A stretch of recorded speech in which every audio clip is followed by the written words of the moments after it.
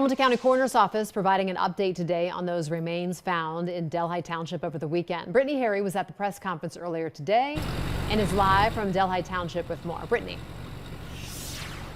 Well, yeah, so right now we are along Hillside Avenue here in this area behind me. You can see the home right here, and really it's a wooded area beyond that. That is where the human remains were discovered by someone who was just searching for antlers. So there's no foul play suspected in this case, but the coroner's office says that they are having a hard time identifying this person, and they're asking for the public's help. We're asking for some help.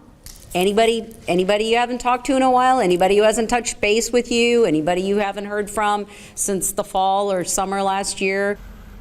Right now, the Hamilton County Coroner's Office is working to identify human remains found in a wooded area behind a home along Hillside Avenue in Delhi Township.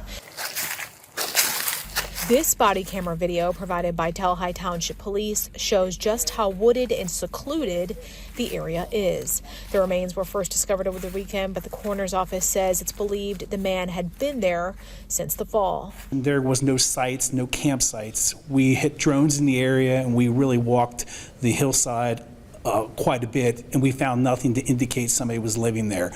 Dr. Samarco says most of the man's skeletal remains were intact, but some of his bones are still missing. The remains were located by someone who was searching for deer antlers. So that's the first thing we found was a pants. Okay. And what I think is a femur. I know it's really long, but it's not a deer bone. Yeah. And there's another bone there you can see. And I took pictures of like the clothing that we saw. Certainly. Here's a description of the man provided so far.